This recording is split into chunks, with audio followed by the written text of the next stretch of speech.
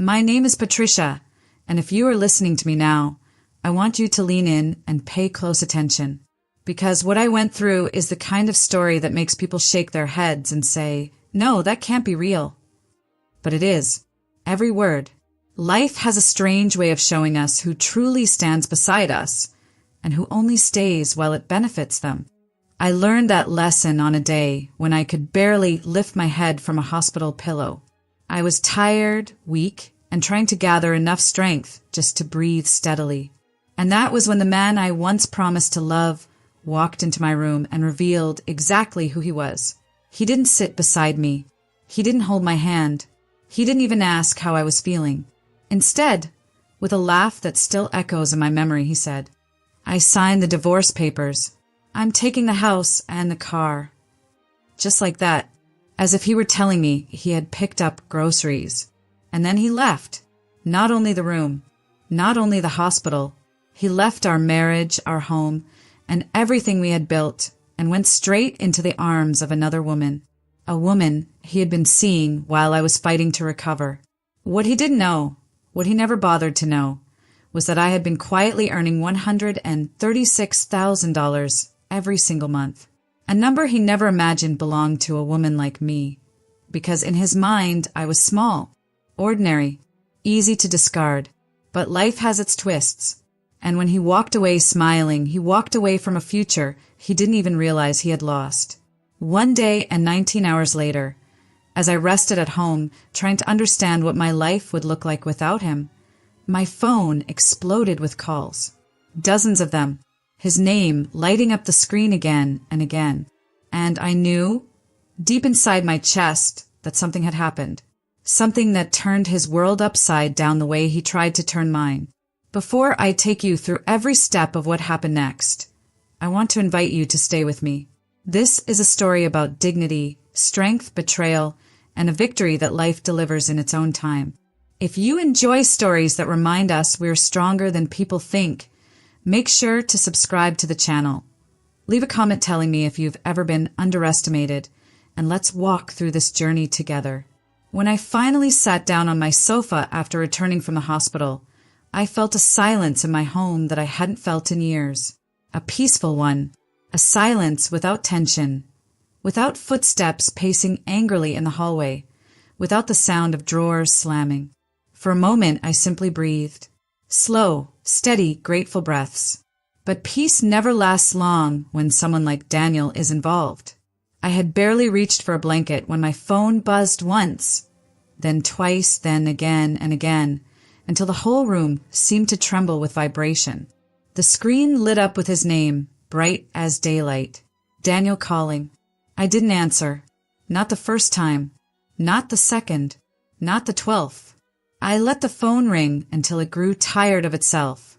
But before I get to those messages, I need to take you back to the exact moment when everything in my life, everything shifted. I remember lying in that hospital bed, the smell of disinfectant burning slightly in my nose, my body still weak and heavy. I was expecting a small gesture of kindness when Daniel walked in. After all, that's what most husbands would offer when their wives were vulnerable. But he wasn't most husbands. He stood at my bedside like someone visiting a stranger. His arms were crossed, his expression careless, almost bored. And before I could even ask how he was, he let out a short laugh and said, "I signed the divorce papers today. I'm taking the house and the car." Just like that, as if the walls hadn't just caved in around me. I looked at him, stunned. "Daniel now? While I'm here?" He shrugged. "You'll manage. And besides, I've moved on." Those were his exact words. I've moved on. He didn't hide it. He didn't soften it. He didn't even have the decency to look ashamed. No, he walked out of that room with a light step, as if he had just freed himself from a responsibility he had grown tired of. And I lay there, not crying, not screaming, simply realizing that the life I had been holding together for years had already been abandoned by the person I tried to build it with. But here's the truth. When someone chooses to leave you, they think they are walking toward a better life. They think they are claiming some grand victory. And Daniel believed he had done exactly that. What he didn't know was that for months, I had been working on a private project that had taken off beyond anything I expected. My monthly income, $136,000, was something I kept to myself. Not out of secrecy, but because Daniel never asked. He never cared to know my accomplishments, my struggles, or my successes. He liked believing he was the provider. He liked believing I was dependent on him. He liked believing he was necessary. So when he left, I didn't tell him the truth. I simply watched him go. When I returned home from the hospital, I called my lawyer, a calm, focused woman named Harriet, who had handled my paperwork more times than I could count. "Patricia," she said gently, "the financial documents will be delivered tomorrow morning. Are you sure you want to proceed without warning him?" "Yes," I answered. "He made his decision. Let him face the results of it." Harriet paused, then said, "He will not take it well." I smiled softly. "That's not my concern anymore." And that was that. The next morning, 1 day and 19 hours after Daniel left me, the phone calls began. The first call came, then a second, full of urgency. Then came a long string of missed calls, messages, and voice notes I had no intention of listening to. But curiosity, gentle curiosity, made me tap on one of the messages at last. His voice came out shaky, breathless. "Patricia, we need to talk. Please, call me as soon as you can. I'm begging you." Begging. From the man who laughed while leaving me behind. I didn't return the call. I didn't write back. I didn't even frown. I simply realized something very important. He had discovered the truth. And now he was afraid. The longer I let the phone ring, the more certain I became that Daniel wasn't calling out of love or regret. No man who abandons his wife in a hospital bed suddenly remembers affection a day and 19 hours later. No, his voice carried something else. Something I had heard only once before, years ago, when one of his business ventures collapsed and he realized he had no idea how to fix it. Panic. I finally played the first voice message just to understand the tone of things. His voice cracked midway through his own name. "Patricia, please. I need to talk to you. It's urgent. Call me back." I placed the phone face down on the table and kept drinking my tea. Not out of cruelty, but out of clarity. For the first time in many years, I wasn't running after him, patching up his mistakes, calming his temper, or carrying the weight of his decisions. I was just sitting, breathing, thinking, but the messages kept coming. "Patricia, you don't understand what's happening. We need to fix this. Please answer me." Fix this? That was interesting. I didn't respond. Instead, I opened the curtains and let some sunlight into the room. It felt warm on my skin, a kind of warmth I hadn't felt in a long time. A warmth that wasn't burdened by someone else's shadow. Then my phone buzzed again, but this time it wasn't Daniel. It was his new wife. Her name appeared on my screen as if fate had decided to deliver an extra helping of irony that morning. I stared at it for a moment, then answered out of sheer curiosity. Her voice was trembling. "Patricia, I hope you don't mind me calling. I just didn't know who else to reach." I remained silent, letting her continue. "Daniel told me things were different, but he didn't explain everything. And now he's saying you're the only person who can help." "Help? Me? The woman he threw away like a bag of groceries he forgot to take home? What exactly does he think I can help with?" I asked calmly. She exhaled shakily. "The house, the car, the accounts, everything is falling apart. He said, you're the only one who can fix this mess." I closed my eyes briefly, not out of sympathy, but out of understanding. Daniel hadn't told her anything either. Of course he hadn't. He was too proud to admit his dependence, too proud to admit he relied on me more than he ever relied on himself. Then she whispered something that revealed everything. "He said he didn't know. He didn't know you make more money than him. Much more." I almost felt sorry for her. Almost. She wasn't the one who betrayed me, but she was standing in the middle of a fire she didn't start. "Tell Daniel," I said softly, that the choices he made have consequences. She swallowed hard. So you won't help? I paused, then answered with a truth that tasted like freedom. I already helped him for years. I won't do it again. And I hung up. The phone began ringing again, immediately, Daniel this time, but I let it ring. Because in that moment, I understood something powerful. He wasn't calling because he loved me. He wasn't calling because he missed me. He was calling because he finally saw what he lost. And now, it was my turn to decide what happened next. The next morning, I woke up rested, truly rested, for the first time in years. No tension in my shoulders, no anxious knot in my stomach, no fear of what mood Daniel would walk through the door with. Just peace, a quiet, steady peace that felt almost unfamiliar. But the moment I turned on my phone, peace turned into a loud interruption. 32 missed calls, 12 voice messages, 7 long texts, all from Daniel. He used to ignore me for hours, sometimes days. Now he was chasing me like a child running after a bus he let pass. I scrolled through the messages, slowly, as if reading the words of a stranger. Patricia, please, we need to talk. I made a mistake. Call me, it's serious. Everything is falling apart. Please don't do this to me. Don't do this to me? What a sentence. He was the one who walked out laughing. He was the one who took the house and the car. He was the one who rushed into another woman's arms before my hospital bracelet had even been removed. And somehow, he believed I was doing something to him. I didn't reply. I didn't open the voice messages. I simply placed the phone on the kitchen counter, made myself breakfast, and enjoyed a quiet moment by the window. I thought the storm might calm if I ignored him long enough. But storms rarely calm when they hit the wrong man. Later that afternoon, someone knocked on my door, a firm, hurried knock. For a moment, I thought it might be Daniel himself, but when I peeked through the curtain, I saw a different face. His mother, a woman who, for most of my marriage, treated me as if I were a coat he had accidentally brought home. Something useful, but replaceable.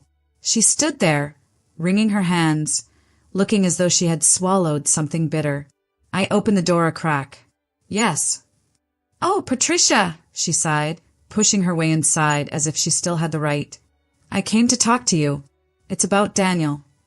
Of course it was. I folded my arms gently. What about him? She sat on my couch like she owned it.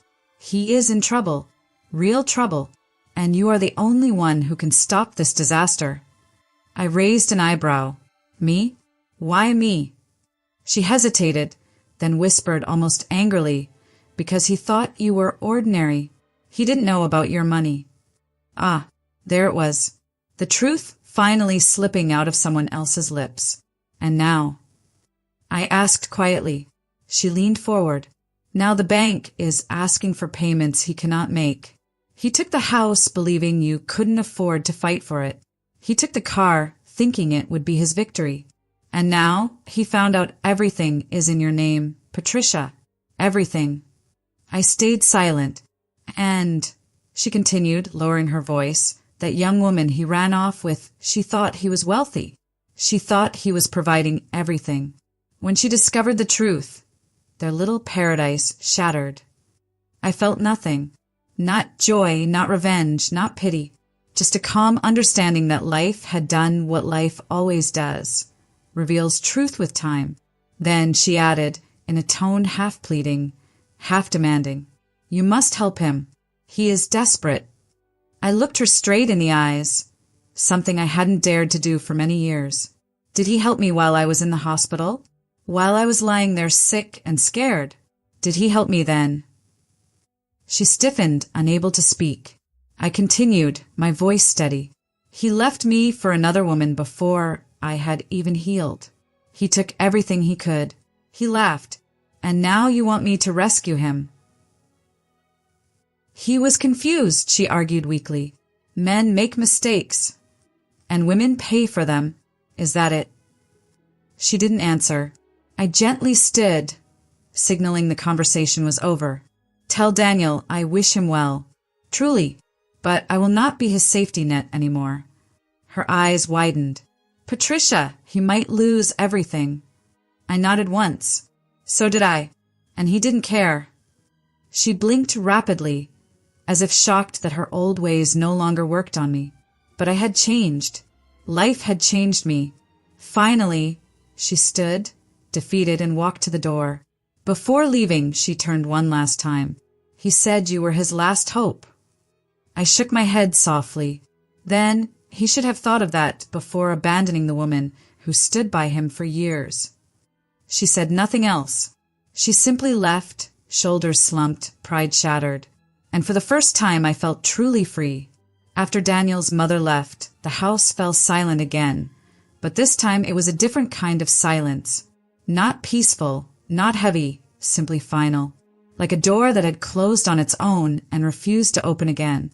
I made myself a warm cup of tea and sat near the window. Outside, the world looked calm. People walking slowly, neighbors watering their plants, a bird perched on the fence. Everything moved with the same quiet rhythm I remembered from my childhood, before life became complicated with marriage, bills, disappointments, and broken promises. I wondered, for a moment, how Daniel must be acting now. Pacing around, maybe. Raising his voice. Running his hands through his hair, the way he always did when things slipped out of his control. I could almost picture him, desperate to find a solution that didn't exist anymore. But I didn't feel sorry, not even a little, because I had been that desperate person once, holding together everything while he tore pieces off our life without noticing the damage. And now, he wanted me to play the same role again. I shook my head. No, that chapter was over. Later that evening, my phone buzzed again. This time it wasn't a call. It was a message, long, frantic, almost unreadable. Patricia, I know you're angry. I know I made mistakes. But I need you. Please. I'm losing everything. The house, the car, the accounts. I can't do this alone. Please help me. I set the phone down and closed my eyes. His words didn't stir anything inside me. Not anger, not sadness, not satisfaction. Only clarity. I typed one short sentence. Daniel, I wish you well, but I'm not responsible for your choices. I hit send. Seconds later, my phone rang again. I didn't answer. Instead, I turned the phone off completely, something I hadn't done in years, and allowed myself to sit in the quiet. The real quiet, the kind that doesn't hide anything. For the first time, the house didn't feel empty. It felt mine.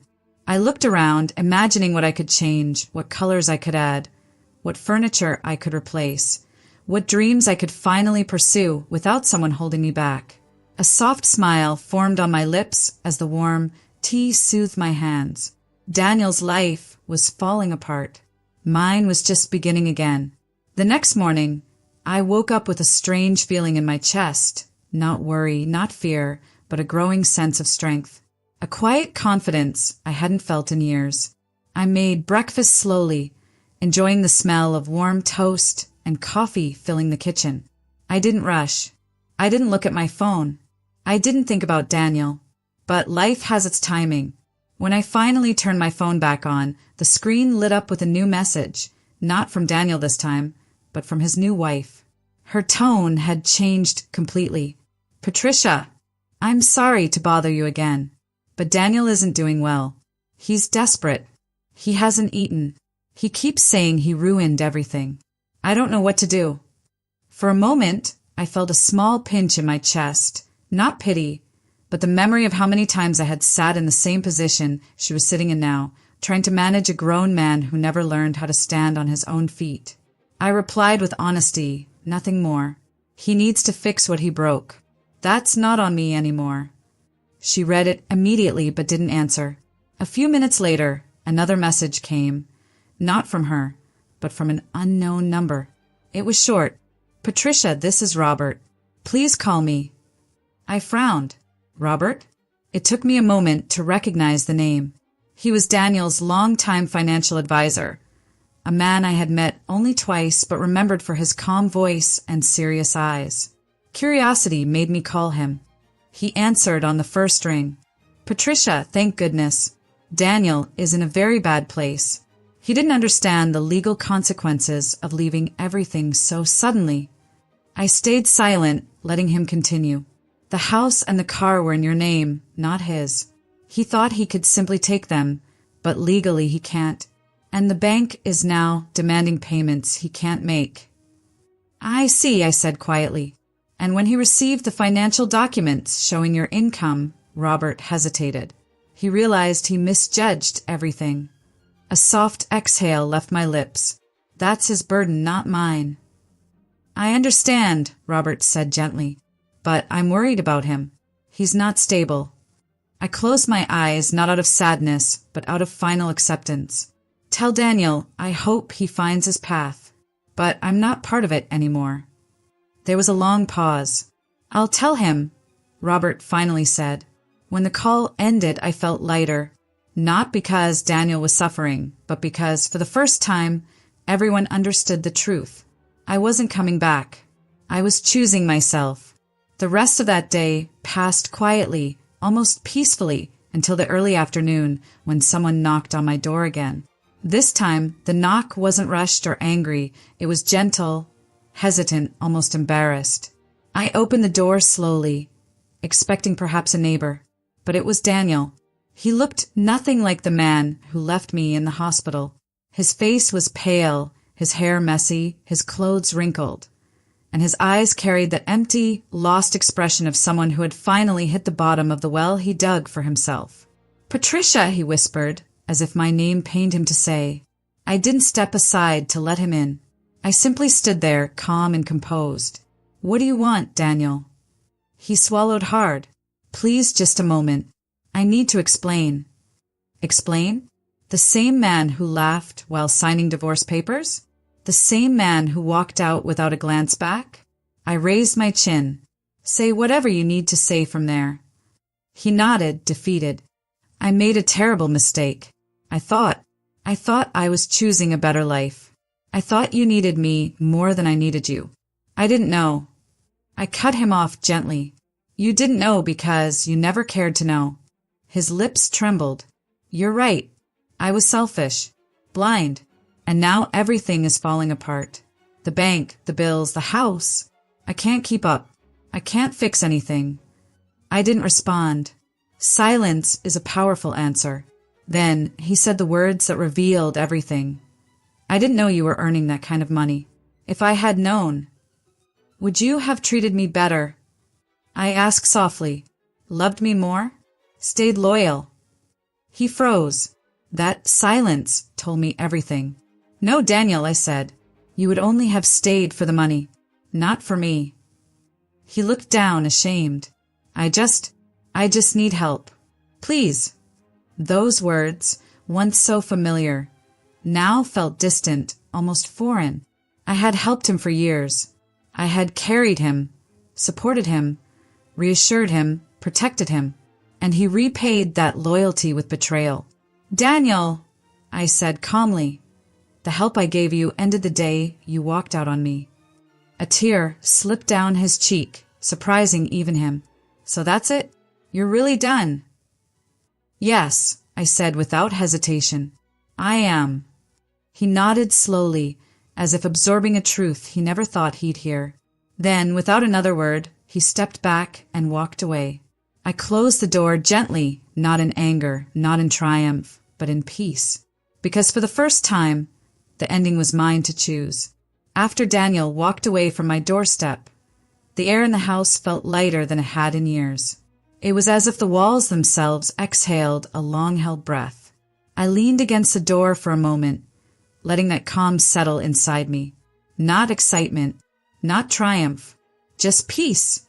The kind of peace that arrives only after a storm has passed and left you standing. For the next few days, I didn't think much about Daniel. The calls stopped completely. The messages disappeared. His mother didn't show up again. Even his new wife remained silent. It was as though the chapter had closed on its own, without a dramatic final scene, without shouting or slamming doors, just quiet acceptance. I spent that time doing something I hadn't done in a long while, living for myself. I cleaned the house in a slow, gentle rhythm, choosing what stayed and what went. I opened windows wide and let sunlight reach corners that had been shadowed for years. I rearranged shelves, changed curtains, donated old clothes, and moved furniture just because I felt like it. Each little change felt like reclaiming a piece of myself. One afternoon, while sorting through a drawer, I found an old notebook I used to write in before everything got complicated. The cover was faded, but when I opened it, I saw pages full of dreams I had once put aside. Places I wanted to visit, things I wanted to learn, projects I wanted to build. A younger Patricia had written those lines with hope, a hope I thought I had lost. But I realized something important. I hadn't lost hope. I had only paused it. So I sat at the table, took a pen, and started a new page. What I want now. And I wrote. I wrote slowly, thoughtfully, with the honesty of a woman who finally understood her own worth. I wrote about wanting a quiet home, a garden full of flowers, trips I had postponed, books I wanted to read, friendships to rebuild, new experiences to try, and work I truly enjoyed. Money had never been the issue. Time, peace, and freedom were. And now I had all three. A week later, my lawyer, Harriet, called. "Patricia, everything has been processed," she said gently. "The divorce is finalized. The house is officially yours. There are no pending claims. Daniel withdrew everything." I nodded, though she couldn't see it. "Thank you, Harriet." She hesitated, then added, "You handled all of this with remarkable dignity." I smiled. It was time. After the call, I sat on the porch, watching the late afternoon light soften the sky. A gentle breeze brushed my face, carrying the scent of new beginnings. I thought briefly of Daniel, not with anger, not with love, but with clarity. He had chosen a path that led him to his own undoing, and I had chosen a different path, one that led me back to myself.